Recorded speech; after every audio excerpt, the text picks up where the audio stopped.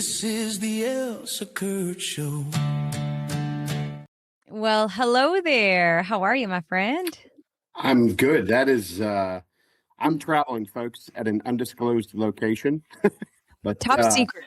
Top secret. Yeah, so I am not in my home office, and that's the first time I'm hearing that with earbuds in, and that song is awesome. It's pretty awesome, isn't it? It's pretty loud too when it comes on, right? In the earbuds. I know It sure is. We switched it up because I usually, or as of late, I was wearing the buds. And listen, guys, I'm techie to a degree, but when it comes to soundboard kind of, it's just not my lane. It's not my thing. And I have had consistent issues, which I'm sure you guys have, maybe noticed. I don't know. Nobody's actually commented on it. So thanks for pretending not to notice, I guess. But I kept getting this like echo of just myself. You weren't echoing, but I was. So all of my techie folks in the comments, you feel free to give me some sage advice on how to fix it, because I kind of do like the earbuds, but whatever. I hated it originally, but I like it. And I've got them in now because I don't have my normal, I didn't travel with my microphone. I'm just using the computer, but I thought maybe I would try the earbuds and see how they work. And yeah, it's definitely a different sound for sure. I can understand where your echo concerns would come from. Mm-hmm. And I got to say, kudos to you. I think everybody should give you some kudos here for, you're off in a different location and you still took the time. You wanted to hang out with everybody. And so thank you. I appreciate that. Because when I go see the grandbabies, like I have tunnel vision, I'm like the horse with the blinders on. That's the only thing I can focus on. It's all babies all the time. So, oh my goodness. So we've got a bunch of stuff to talk about, and now it feels like it's not a joke. Obviously, it's not funny, but I can't help but make fun a little bit. But here we are talking about. Can everybody guess? We're still talking about it. Of course we are.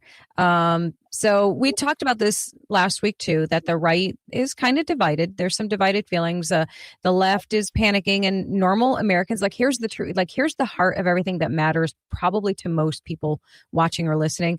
Normal Americans just want honesty, and we really don't want to be involved in a war. But logic tells you that there are times where things have to happen. So obviously this is still a big part of the conversation, Clay, as we knew it would be, right? Well, we had said last week that we'll be talking about it again this week. And, it's been plus 60 days. And so we've moved into, essentially a different phase of the operation, which is the defense of the strait. But Americans in general, you're starting to hear more. You're starting to hear more concern in people's voices. The question is, when are gas prices going to come down? When is this going to become effective? Effective in the sense of, when is it going to benefit America? Because that was even in our headline, like America first. Yeah. Okay.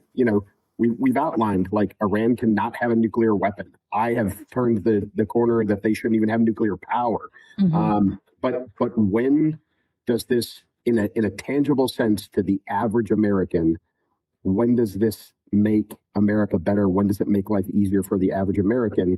Mm-hmm. And they're not feeling it. We're not feeling it in gas prices being the biggest and most obvious, but also in like things like airline prices, right? Airline prices are going up because fuel prices are up. Right. And everybody is starting to feel it more and more. And so even, some of the most hardy pro-supporters of this entire endeavor in Iran are starting to ask the question like, okay, when is enough enough? And I think for all of us, we need, if you're a supporter of this administration and President Trump, what you need to start thinking forward to is the election cycle, and how is this going to affect the elections in the coming election cycle? Because if this doesn't get straightened out soon, I think there is going to be some impact. I think it's undeniable. Yeah. I mean, again, I always go back to, what's you have all these different factions talking about of this, and a lot of armchair quarterbacks, should be done, and people really don't have any reason or basis to speak at all. And the longer that this goes on, the more questions that are being asked, and the more concerns are being raised. I mean, I said it probably week 3 or 4 in this whole thing, and it's now becoming a concern is that we expended a ton of munitions in the prosecution of destroying targets in Iran, defending against drones, destroying precision attacks on individuals within the leadership realm, and those munitions are not this isn't like making bullets for machine guns, folks. This is a simple, kind of on a processing line, mass production kind of thing. This is going to take months, in some cases, in years, in other cases, to replace the capabilities that we used. And I'm not saying we shouldn't use them, but I think the concern is that if we have to do this again, or if this, or if it continues, or if we have to do this again somewhere else, we're going to have a degraded capability or no capability at all to replicate what we did against, Iran in the earliest stages. And that is a concern. And it really is a concern in the aspect of the way we, the United States, prosecute war and the way American citizens expect us to prosecute war, in the sense of those precision munitions that we talk about, where it's like, we know where this person is, this bomb is going to hit that house, and the, civilian casualties in and around the area to be minimized, right? And we expect precision and exacting science at this point in the prosecution of warfare. Listen, we can still bomb the crap out of somebody, but we have elevated the level of risk. We've elevated the number of prospective and possible and probable civilian casualties that go along with it, because the precision that we're used to using, that capability is what has been degraded and is going away, and is very difficult in time to replicate. It just takes a long time to build those types of munitions. So, can we still do it? Sure, we can. Is it going to get a lot messier as we do? Absolutely. So, again, the longer this goes on, the more questions are being asked and the more concerns people have. And again, I think looking longer term, we all need to be worried about the impact of this on the election cycle, more so than anything else. Yeah, I saw a good kind of counterpoint, and it was that one side says deterrence prevents a larger war later, and the other side says intervention creates a larger war later. And, therein lies like the argument back and forth between, what's right to do, what should be done at this point. And, it's hard for me, at least, not to keep going back to that they cannot have nuclear access. They just can't. They can't have access to that. So I don't know what the answer is. It just definitely feels like kind of the Trump administration has been kind of backed into a corner. I think I used that reference last week too, that it's like being kind of backed into a corner now, that like, what are you going to do? And, that's the question I guess we're all asking, what's going to happen. And I did just see, I saved it, I screenshot it about an hour ago. Guys, we're recording on Wednesday afternoon, just so you know. So about an hour ago or a couple hours ago, it said Fox News reported that the Senate rejects the Democrat-backed Iran resolution to handcuff Trump's war powers for the 7th time. So in the meantime, this is not just playing out in the court of public opinion. This is playing out, of course, legislatively as to what he can and cannot do.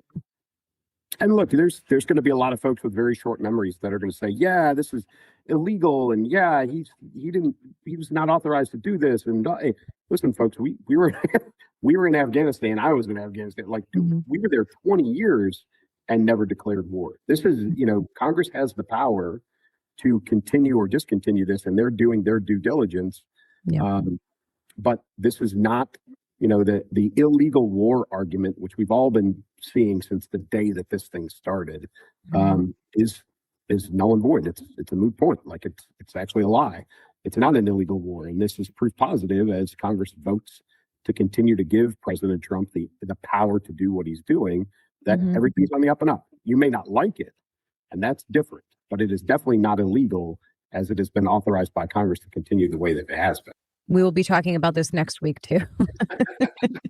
That is the only certain thing. I mean, do we have to? No, of course not. We could avoid it, but how do you not give the update of what's happening or not happening at this point? Because, we are obviously all affected in so many different ways. So yeah, we're going to keep watching it. And the world's affected as well. And this is, President Trump, moving into our next topic. President Trump landed in China today Hmm. And this, what's going on in Iran, if you think that's not going to be talked about today or in the coming days as President Trump sits down and talks with the leadership in China, you're crazy because, Iran and the Strait of Hormuz does affect the world. And that is going to be, it may be topic number one. I don't know, but it's definitely in the top two or three as the president sits down in China and discusses, the relationship between us and them. Yeah. Yeah. And you got to love that, everybody on TikTok and every other social media platform is now an expert in geopolitics, right? Everybody's an expert. Yeah. Everybody knows, like they're all weighing in. We do have a little video of his arrival. Let's play that real quick.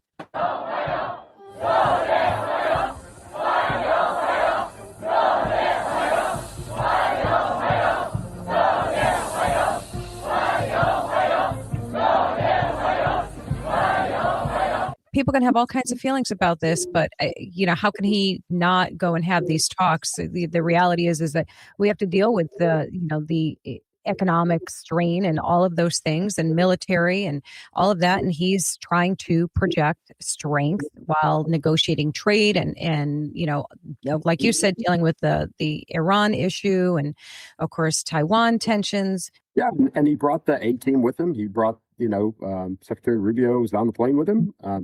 If you haven't seen him in his travel clothes, it's pretty funny.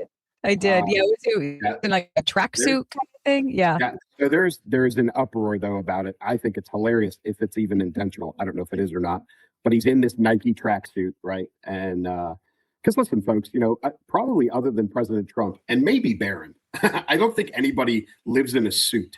Right. like he does. I think President Trump probably from the time that he was a child was put in a suit, 5 minutes out of bed and then wore it until he changed, into his pajamas. And I think Barron is very similar in that. Yes. That was the thing. He always had to wear when he was little, always wore suits. Yeah. Yep. Mm-hmm. So, but Secretary Rubio, I don't think fits in that same box. And so, it's a long flight, obviously in Air Force One to China. And, he changed into some comfy traveling clothes. So he's in this Nike tracksuit. But it turns out that it is similar, if not the same, as the tracksuit that they moved Maduro in when they pulled him out of Venezuela and put him on the helicopter and flew his ass out of there. It looks like the exact same tracksuit. And again, if it is and it's on purpose, I think that is a great sense of humor by Secretary Rubio. I think that's a great play and good for him. That's hilarious. I think he has a much better sense of humor than people give him credit for. He's got a very dry delivery, so I think some people don't get his humor. Yeah. Yeah, I saw that. That was like one of the first things I saw today, I think it was, or this afternoon. Finally opened up my phone and took a look, and it was like they call it the Venezuela tracksuit or sweatsuit, whatever. Yeah. As soon as I saw it, I was laughing.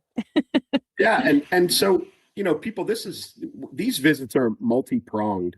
So it's not going to be President Trump and Secretary Rubio attached at the hip and the rest of the team, everywhere all the time for the duration of the visit.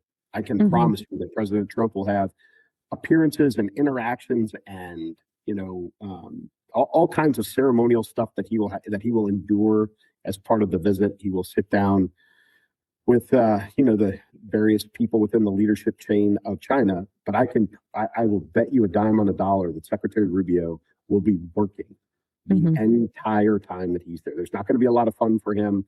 There's probably not going to be a walk on the wall of China or any of that touristy stuff. He is going to be in with his counterpart, and they're going to be the ones working the real nuts and bolts of anything that's going on. And he will be messaging on behalf of the administration of President Trump hard from the moment that they hit the ground. He'll be the guy who at the end of this will be completely exhausted, guaranteed. But that's how these visits work.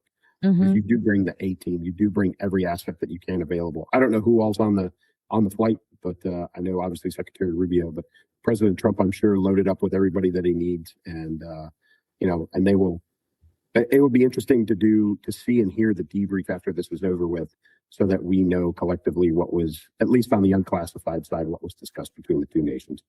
Yeah, I haven't perused the leftist media, but would it be safe to guess that they're one of the things that they're saying, probably, because I'm just making a guess that what they are most likely to be saying, and that's that see, I told you he's in bed with China. See, I told you he's best friends, right?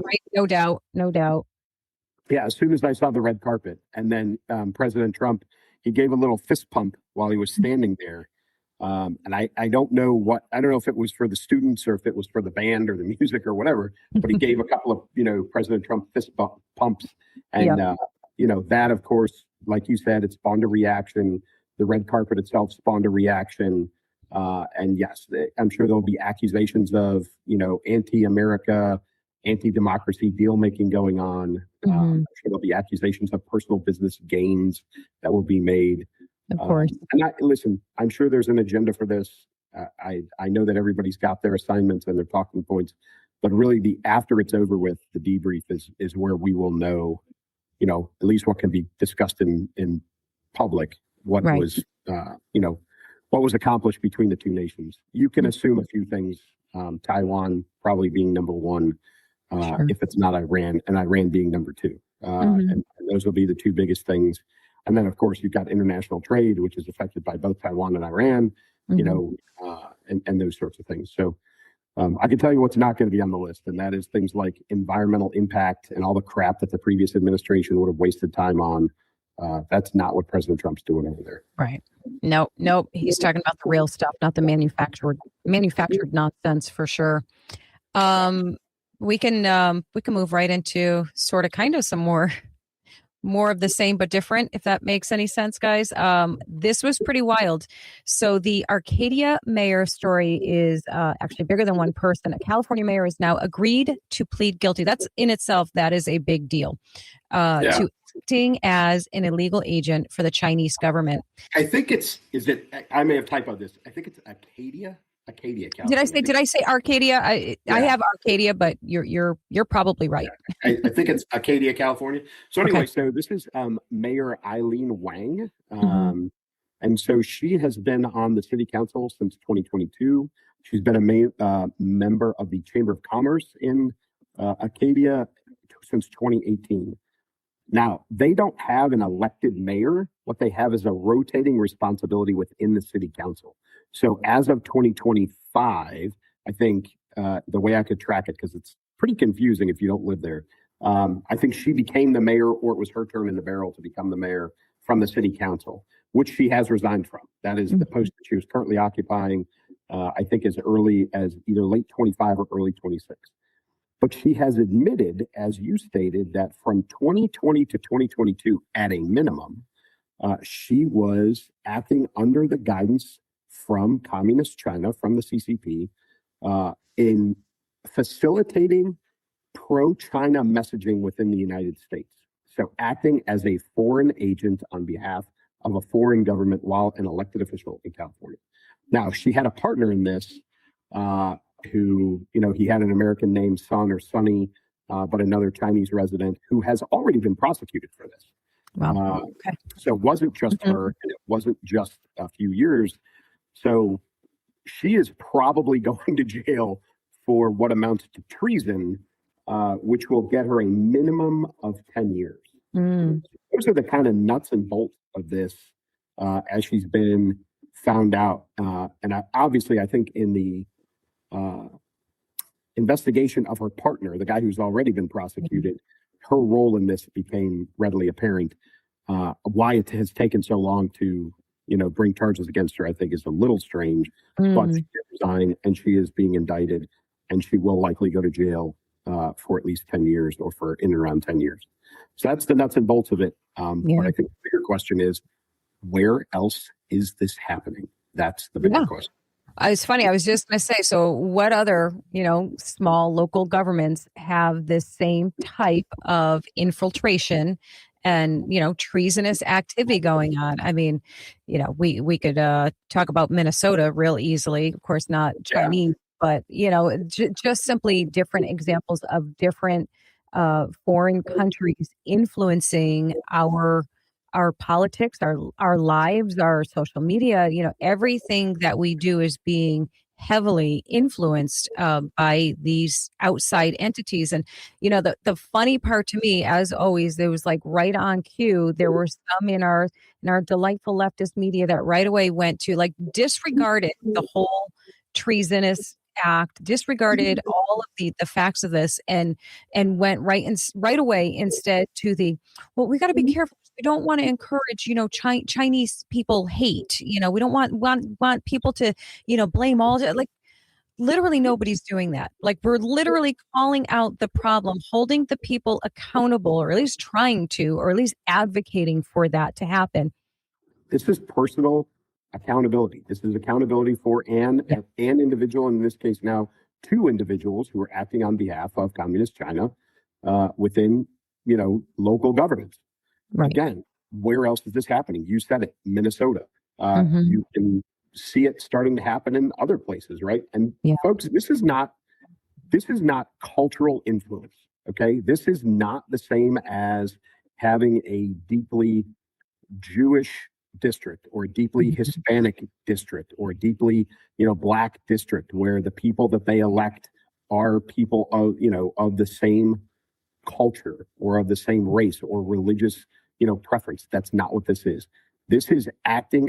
And listen, folks, I know people are going to argue Israel. If you're Jewish, you're acting on behalf of Israel. Not true. Stop being a bigot, right? That's not what that is. But these people are not just Chinese. They are Chinese elected officials in an American government that have admitted to working on behalf of a foreign nation. That's not the same as, cultural influence. This is actual governmental influence. And I can promise you that is happening other places at different levels within our government. Local governance, state governance, potentially even federal governance. This is happening, right? And I know Minnesota is an easy example. There's a dense Somali population there. You can say that they're not acting on behalf of Somalia, except for the fact that you have things like the Minnesota state flag now looks like a Somali flag. Like there's very, very different things, especially when you've got elected officials that don't declare themselves to be American, right? When Ilina Omar says she's a Somali, she doesn't even say Somali American. She says she's a Somali. Yes, that is akin to what we're talking about. Yeah, she's made so many statements regarding her allegiance to Somalia, and her, and none of them have anything to do with an allegiance to this country that she serves. Right. So, yeah, listen, folks, this isn't Marco Rubio talking about being a Cuban. This isn't even AOC talking about being Puerto Rican. Right? It's not the same, right? This is different. This is significantly different, and there's criminal charges that come with this, appropriately so. But you're right. Like the overreaction of Chinese, like let's distrust every Chinese person is a little bit absurd. To make the assumption or the accusation that that's what we're going to do, it's plain deflecting. And I would say anyone who is saying things like that is one of 2 things. You're on that payroll, or you're just too dumb to think critically and logically. Like those are your only 2 options. The other problem with that, though, is that when we do have people trying to collect facts, people like Nick Shirley, right? Yes. And then you have people who stand in the way and they say, well, you can't do that because, it goes along with what you're saying, which is, we've got an example of 2 Chinese individuals acting on behalf of the communist government of China, right? So don't be racist against all Chinese people, or suspect all Chinese people. Okay, fine. You've got somebody like Nick Shirley who is making sure that we're not stereotyping. He's actually doing investigations. He's finding and presenting facts. And even when he does that, he is being accused of being racist. So, it is this absolute defense against anything, that is not, and I'm trying really, really hard not to turn this into a racial thing, but if you're a white American and you're investigating or looking into anybody who's not a white American, you're immediately called a racist. So it's a catch-22. We've still got to hold people accountable for wrongful conduct, whether it's fraud in the sense of Medicare or public funding or whatever, or if it's these elected officials acting on behalf of China. We still have to hold people accountable. I don't care who's doing the investigating and who's being investigated. I really don't. Yeah, the difference between now and just a few years ago, those types of accusations would silence people, that would stop people from doing things because nobody wants to be viewed as a racist. Nobody wants to be, perceived as anything other than a good person. But we all know that those are tactics. Those are tactics to shut down conversations, to deflect from the truth and from facts. And people aren't falling for it anymore. You can't cancel people anymore. It doesn't work. It doesn't, you can turn a group of people against another group of people or a person for saying things that you don't like, but you're not canceled anymore. Like it's not a thing. And I know some people still worry for their job security and their job safety, and they can't say certain things or express certain beliefs or thoughts.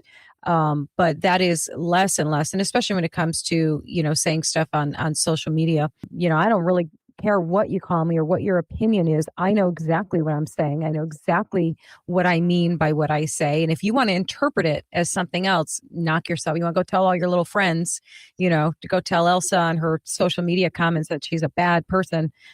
I don't care. I don't care, and that's the general mindset of, more and more people now. Like, just stop. Nobody cares what you're going to whine about today. Yeah. Speaking of whining, you already mentioned her name. She doesn't really whine. She just rants incoherently, erratically. She makes stuff up. She just makes things up. What was her latest thing? The billionaires? No one should be a billionaire. Isn't that what she said? No. You cannot earn $1 billion. Oh, you cannot earn $1 billion. You cannot earn $1 billion. Okay.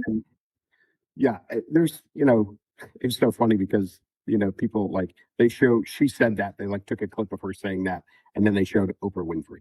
It's like, yeah, they showed her saying that, and then they showed a clip of, who was it? Was it Mark Cuban? You know what I mean? Like all of these super hyper liberal Democrat types. And, her sentiment being that you're not the one who earns the money, who makes the product, who does the work, who does whatever to earn that $1 billion, is flawed. That's the nicest way of saying it.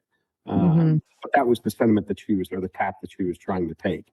And so people have been speculating whether or not she will be not just a candidate, but a viable candidate for the 2028 presidential election. What do you think? Listen, all I can think is please, please, please, please make it so. Please do it. You all know my dream ticket for the left is AOC and Kamala Harris.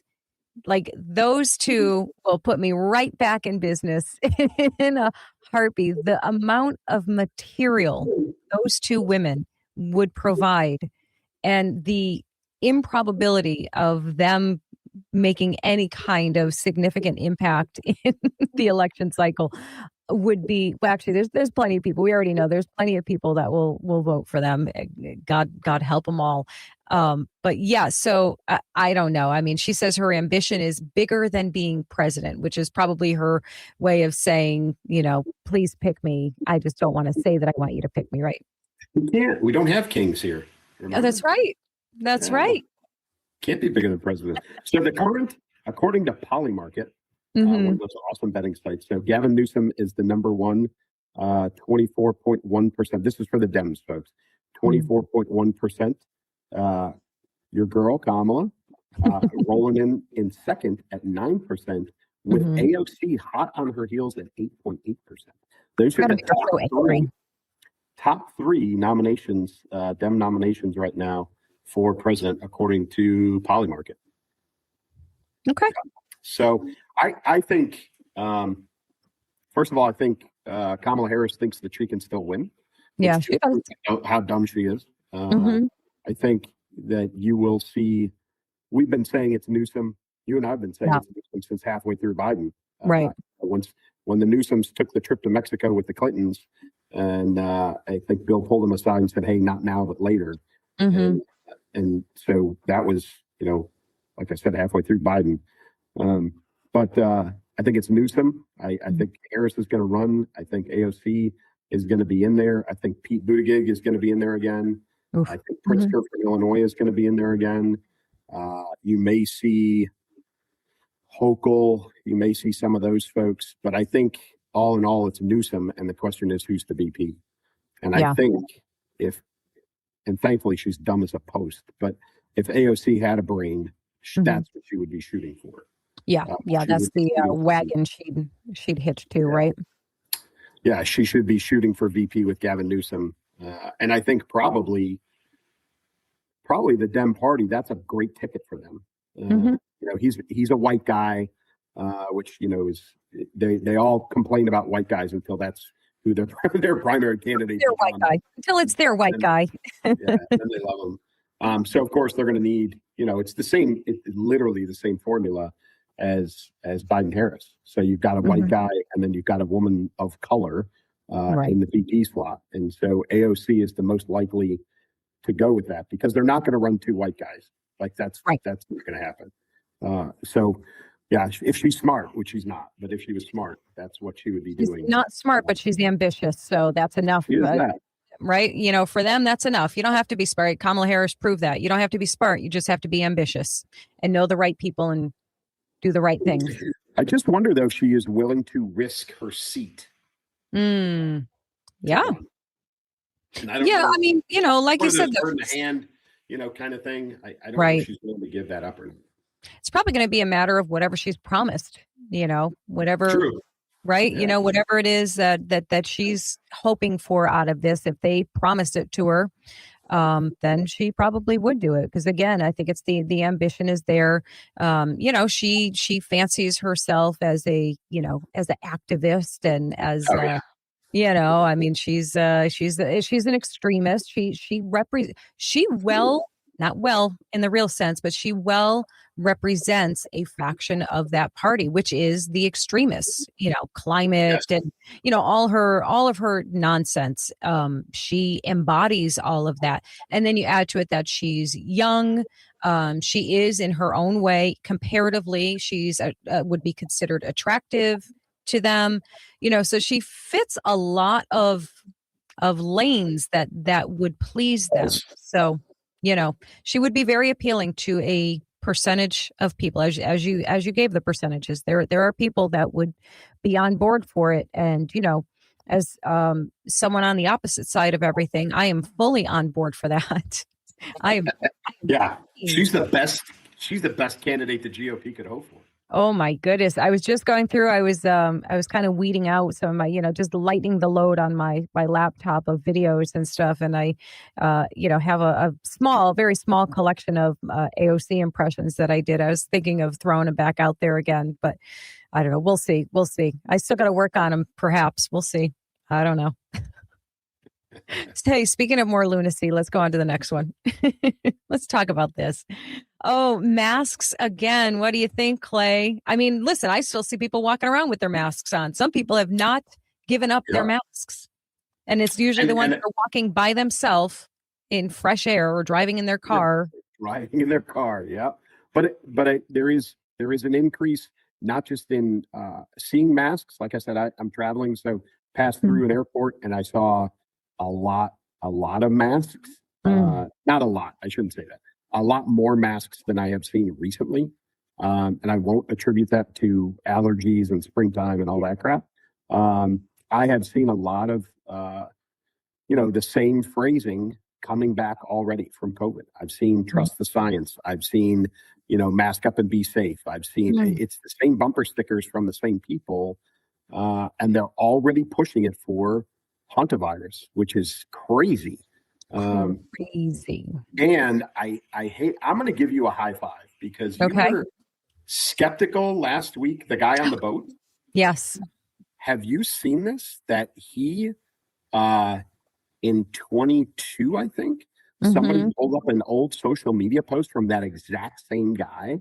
Yes. That was very much a, hot girls get boosters and hot girls, like he was, that guy is a huge vaccine super booster. Get your 5th booster. He is that guy. He's like a travel vlogger or something like that too. Like he calls himself an influencer. And yes, I did see that. And Your skepticism, your spidey senses were tingling on that guy, they were. and I think you hit it because have you seen another person recording and putting anything out from the boat? Anybody at all? No, and it's funny that you said that because I actually pulled that up for one of our comments from last week for the comments section. We'll just talk about it now.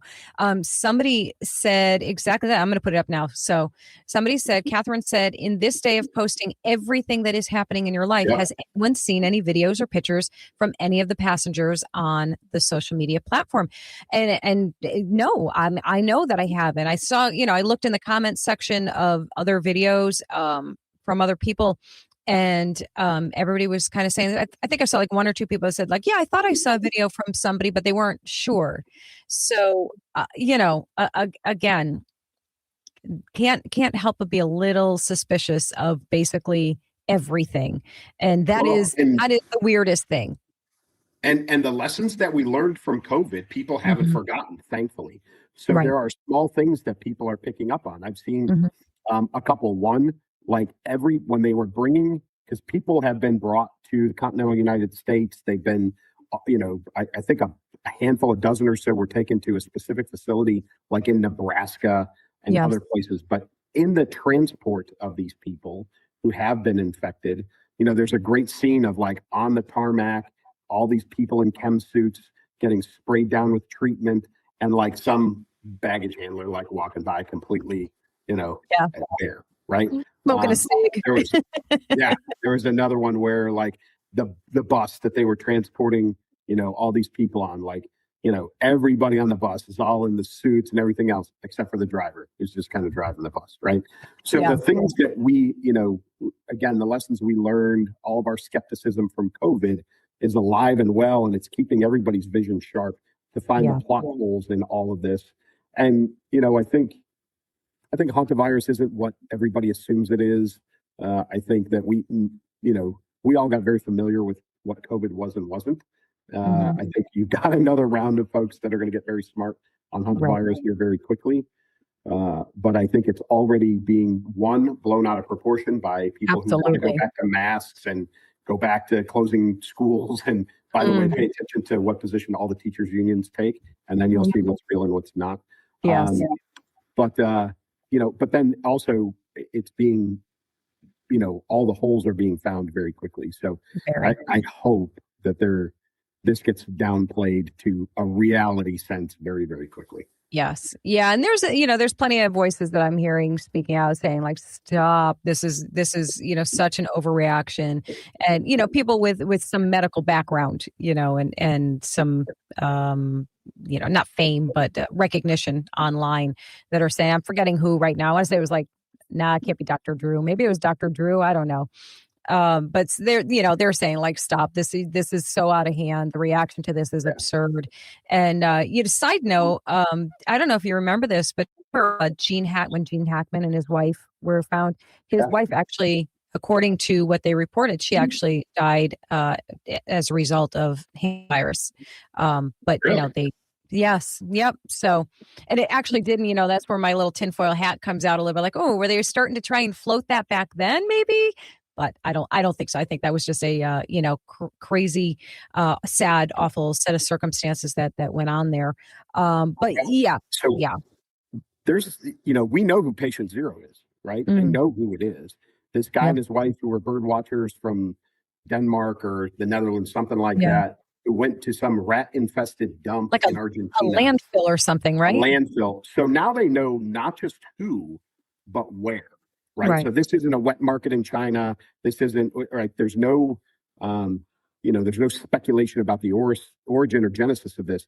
So now the question is, what are they doing about that landfill in Argentina? Are they burning the place? Right. Are they poisoning every rat that's in that joint to make sure that they don't go anywhere? What are we doing to prevent, if this is in fact something to be concerned about? Right. What actions are being taken in specifically that landfill in Argentina to make sure it doesn't go anywhere else? Right. Yeah, and and I don't really know. I don't know enough about. I haven't like researched it, the hantavirus. And of course I guess it's spread from rat and rodent feces. and urine, basically. It's not, there's like different strains, right? There's one strain, I think like the common strain, it does not go person to person. Obviously this strain did, or does. So my question is, do rodents like just naturally carry that virus, or that's what I'm actually curious. I will do my reading after. I mean, I am curious now, like if that's a natural thing, and because generally speaking, we have good immune systems, we're generally clean. I mean, you do think of places like New York and the cities where they're often Chicago, Rat Central. Yeah, where you think about these like rat infested areas. So I guess the answer maybe would be like, no, it's not something that they naturally automatically carry. Maybe it's just something they contract. I don't know, but I guess I've got some homework to do. I will find out. Or y'all can feel free to tell me in the comments section. Go do the research for me. Like some of my commenters, they're like, can you put the link to that in your... Just look it up. Look it up. I'm going to look it up. I'm going to look it up. Come on, folks. But I am asking you to tell me if you know. So whatever.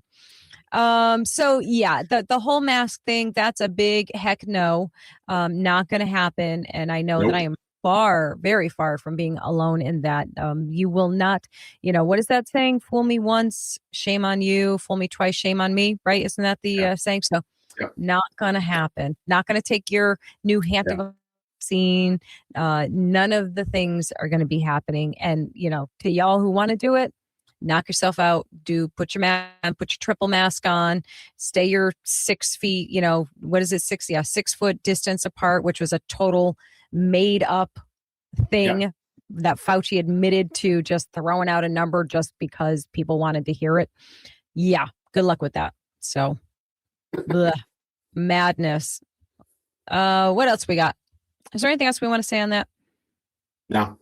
Yeah. Oh, actually, I did have a question to that. What do you think the public health institutions actually need to do to regain credibility with Americans?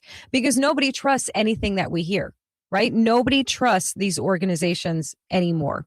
I don't. I mean, the minute you start telling me that you created a new vaccine to address this new, or actually not new problem, that is happening in such, minute areas, I don't trust them. So how do we get that back?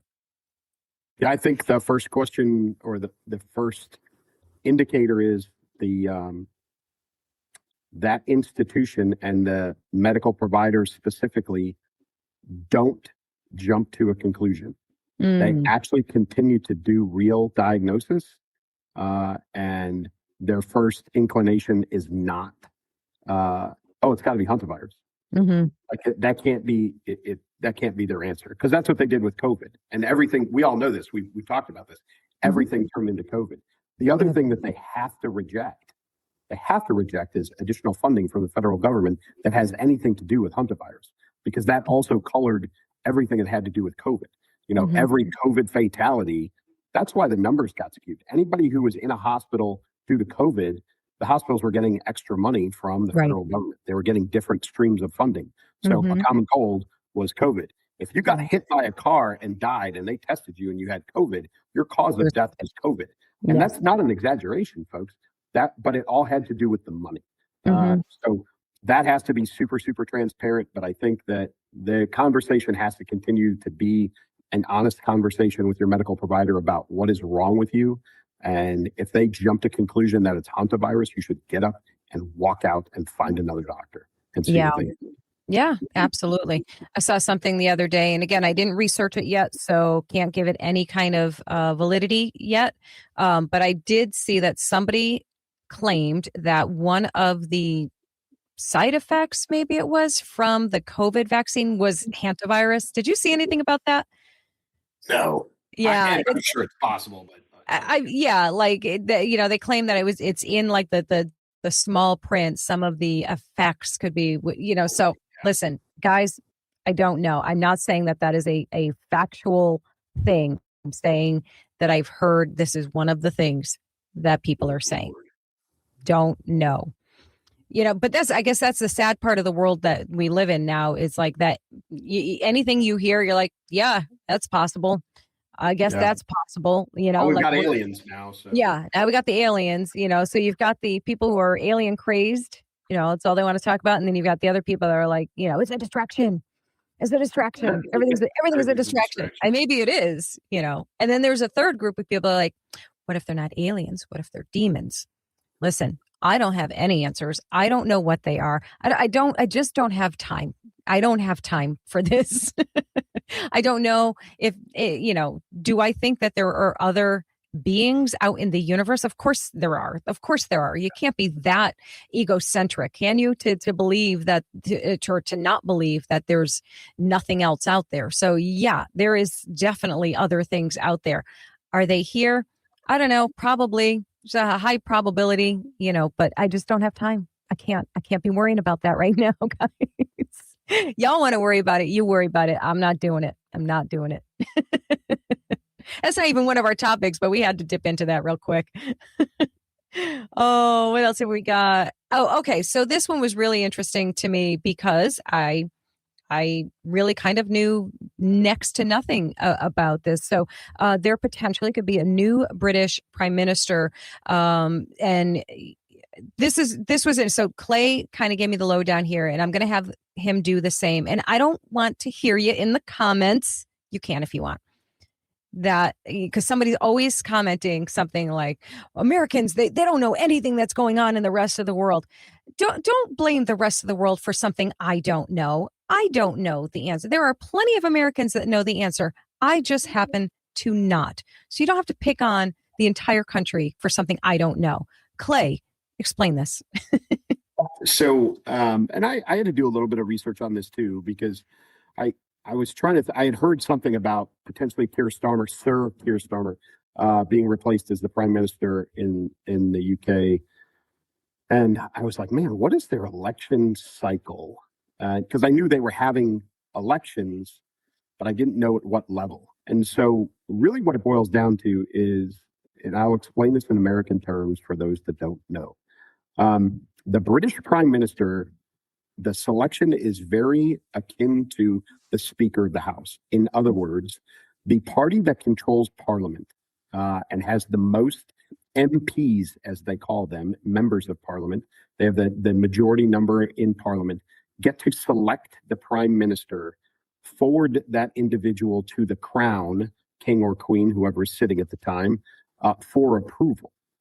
So the Labour Party, who Keir Starmer belongs to, has some internal strife going on. He is not doing well. His approval rating is atrocious. There are a lot of people who are not fans of his, including his own party. So the concept or the proposal of him being replaced as prime minister is not due to a national level election like we have for president, but it's also not due to a change in majority in Parliament. There has been Labour Party changes within Parliament. Labour Party has retained power. They're still the majority. But within the Labour Party, they need 81 members, MPs, to call for a challenge or a replacement for Keir Starmer as the prime minister. And right now they have 80. So they're one individual away from bringing a new prime minister on and removing Keir Starmer. He is also being influenced. He's being poked in the chest by members of his own party and telling him to resign because they don't necessarily want it to go to a vote. They would rather have him resign and then they choose another prime minister. But things are very unstable in Britain right now because of this. Yeah. But yeah, so for the folks that don't know, that's the process over there. The prime minister does move into whatever it is, number 10 Downing Street or whatever, which is, their White House equivalent. But again, it is selected very much like our Speaker of the House. So, but it's, we all think of people like Winston Churchill and Margaret Thatcher and all of those folks. Yeah, exactly. It tends to be, it is a 5-year term as the prime minister. I don't know. I'd have to go back and look. I don't know how many 5-year prime ministers we've had of late. Seems like they change over pretty quick. Yeah, maybe 3 or 4 years. I don't know if anybody's gotten to 5, but regardless, there's a potential, a potential change in Britain right now as far as the prime minister goes. So pay attention to that because it does affect us. As much as Americans don't like to think foreign politics affects us, It certainly does. All you have to do is look and see what's going on in England right now. There's a massive Islamic influence, not just in London, but all across the UK and across the Isles, because you got to include Ireland in this too. And it's not going over well. And I know Keir Starmer has been known to bow down to, the Islamic influence, and that is not going over well with the populace. So, with the voting populace. So, pay attention to that, folks, because you may see a new prime minister in England, which again has impact on us for potentially up to a 5-year span. Yeah. Wow. Yep. It'd be interesting to see what happens with that. Yeah. More interesting stuff. Completely back over on the other side of the pond, our side of the pond, as they call it. Nancy Guthrie. My goodness, 100. I feel like it's even now 100 days missing. Yeah. So I'm actually a little baffled by the latest conversation. But anyhow, the Nancy Guthrie case is obviously it's speaking because underneath the headlines and speculation, we talked about this before, there's a real family living through just a kind of uncertainty that you just don't even want to imagine. Investigators continue working the case. We're more than 100 days after her appearance. Now, DNA evidence is reportedly playing a major role. Talk a little bit more, Clay, about what they just found or they just finished testing. What's the time for that? I am not. You're right. It's all very confusing. Yeah. And so she's been gone 100 days. I know that there was something that popped up that caused a stir, but really what I keep getting out of this is this sheriff sucks.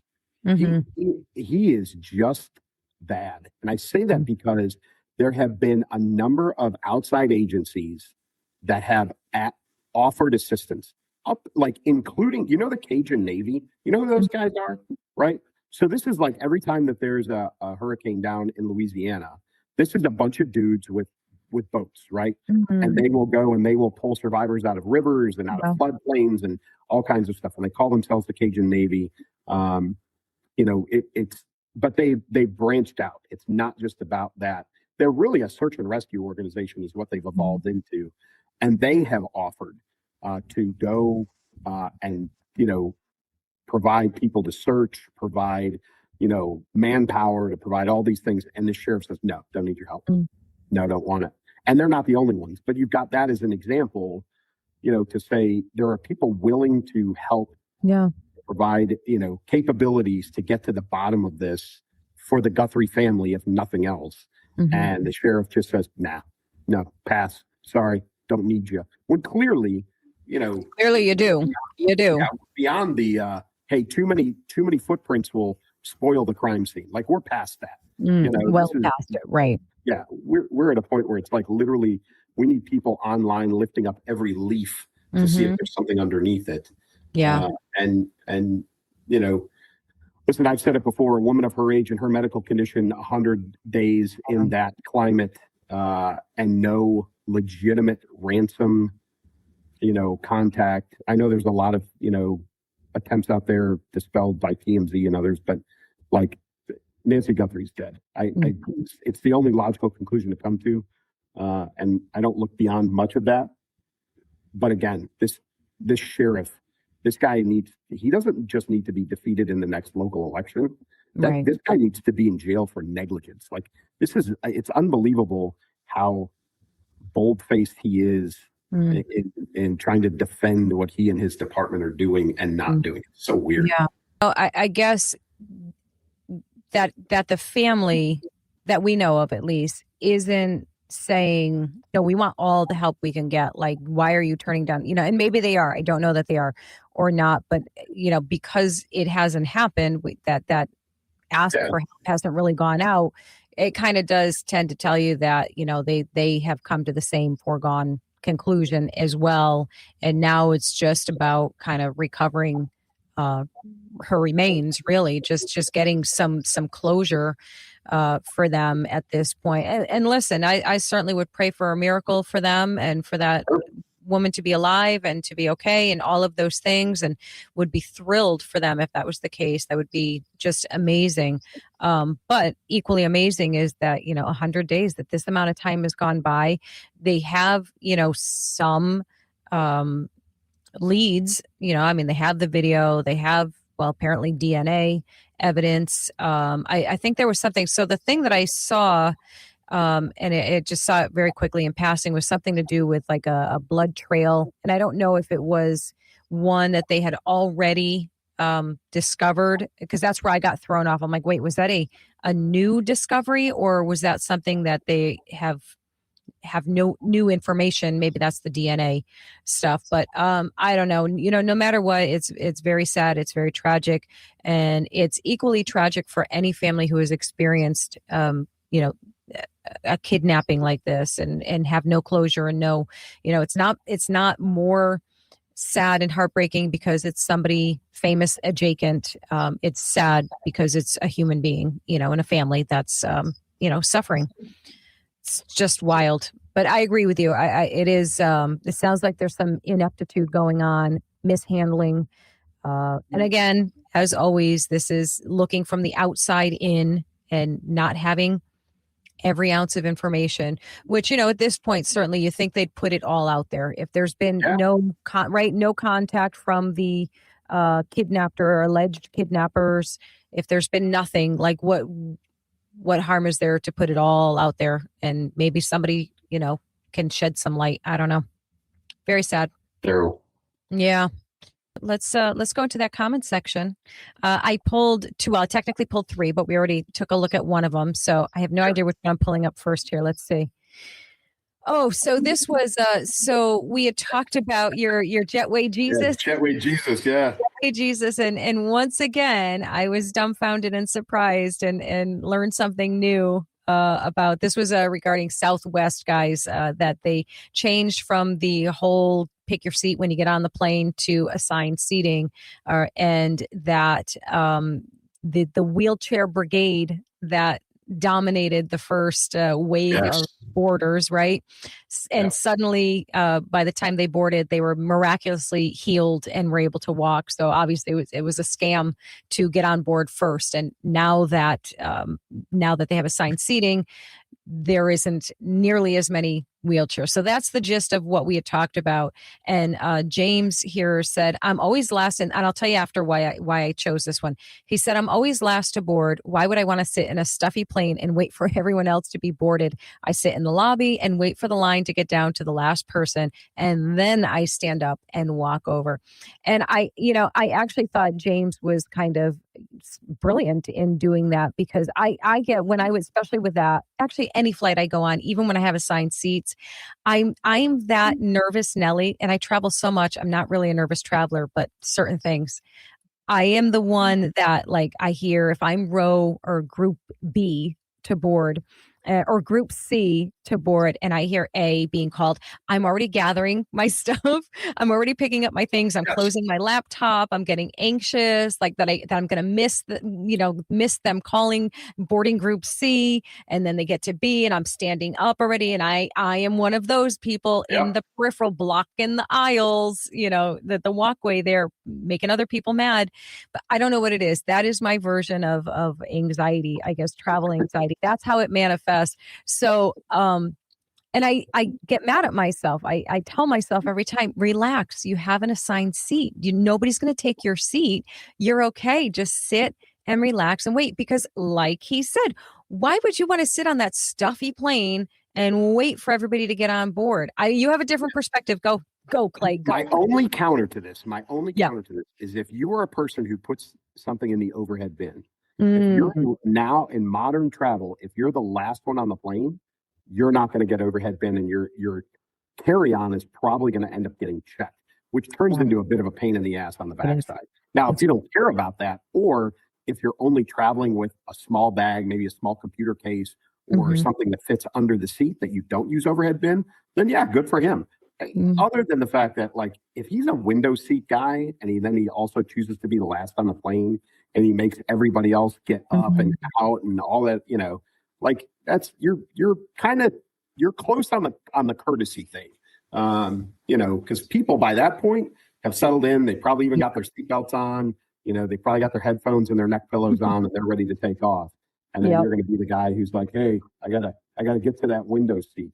Yeah. And you got to unbuckle, put all of the stuff in the pocket and do the things and maneuver and do the awkward thing. Yes. Well, those are actually very valid points that I would agree with completely. So yes, that there should be, you got to do there's a balance there, right? There is a balance. Listen, I have done, it was a long time ago. I haven't done it since, but I go on like these airplane etiquette rants, and I have so many things that should be law, like absolute law. So a couple of those things I could put on there. Like if I could just be the person that got up and did the PSA for everyone, like, all of the things, what I'm going to say, guys, keep your shoes on, keep them on. Number one, I know that just because you can recline your seat doesn't mean that you should. No, agreed. Don't do it. Not in this day and age. You're packed in like sardines. Yes. Don't do it. Like, just don't be a jerk. Don't do it. You're writing for however long. You're fine. You can handle it. You're a big boy, big girl. I could go on. I have a whole list. If anybody would like to know, I'm happy to share them with you. Happy to share them with you. No smelly food. Don't eat stinky food on the plane. All right. One more comment. What do you got? What do I have? Let's see. What's my last comment here? Oh, shoot. This one's tiny. Let's see. This was about Marco Rubio. We talked about in particular, wanting Marco Rubio to run for president, if not next time, the time after. So I am very much Team Marco. So he said, I'm sorry, Elsa, but Marco will never be able to unify this country given the currently deranged minds of the Democrats. Jeez. Secretary Rubio speaks eloquently and truthfully about peace, unity, and progress while the left wears, he's got a point here, while the left wears dinosaur costumes and fights authority for rights certain people have no claim to. America is sick right now, and it will take more than reasonable words to heal. So generally speaking, fair enough. Fair enough. You're kind of spot on there in certain aspects, certainly. But what's the alternative here? We keep being combative. We keep taking the hard road all the time. And don't get me wrong, I'm not saying we roll over at any point in time for any reason when it comes to things that are right and true and factual, like biology and all of those things. But I don't know. There's got to be someone. I believe that there is someone that can do it, and maybe it's only Jesus. I don't know, when the time comes, but I don't know. But, he made fair points there and he's, go ahead. Somebody's got to move us closer to the middle. I think, you're never right now. I don't disagree in the sense that you and I have talked about this. It used to be you fight for the middle because the extremes were so small, right? The majority of the voting population was the middle. Now they fight for the middle because it is the 4% dividing line between, 48% blue and 48% red. Yeah. And so, we've got to have somebody that kind of brings the majority of America back to the middle, and we're not so extreme on either end. And I think there's nobody I can think of that has a better potential to do that than he does. Right. Is he going to be the guy who does it? Can he do it in 4 years if he's the president? No. Can he do it in 8 years as the president? Potentially. But I think it steps towards bringing us back to where we were, even as recently as, say, 1992. You could argue that we were less divided in the Bush-Clinton-Perot election of 92 than we are now. But I would say some people will argue that you could even say all the way up to 2000 with the Bush Gore. But I would tell you the hanging Chad kind of was the divide. That's the line of demarcation on when we started really getting worked up about this stuff. But I don't think there's anybody out there who can do it, who has a better potential to do it than he does. So that's my only counter. I don't disagree in principle with what that guy was saying in the fact that there is such a divide in America right now. But I don't see anybody other than Secretary Rubio that has the potential to fix it. Yeah. Yep. That's my standpoint too, for sure. Rubio Fetterman.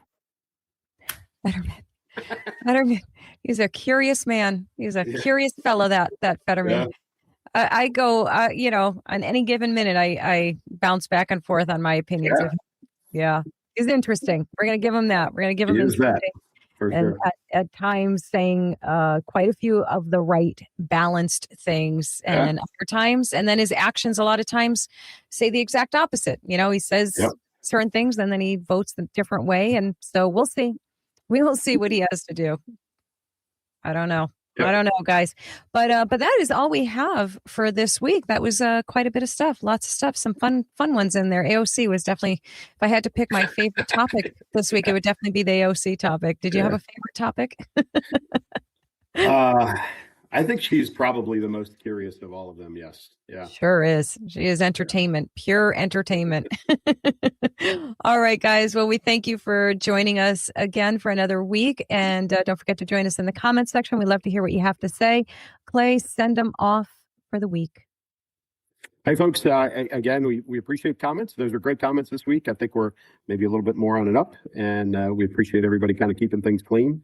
And as always, you jump in with us on Thursday evenings, and we appreciate it. And Elsa and I try and get in there as well. So we thank you for that, and we keep doing this for y'all every week. And from me, as always, keep moving, keep shooting. Take care. The headlines will change by tomorrow, but the patterns won't. Thanks for spending this time with us. We'll be back to keep asking the harder questions and telling the quieter truths. Until then, stay grounded, be discerning, and we'll see you next time.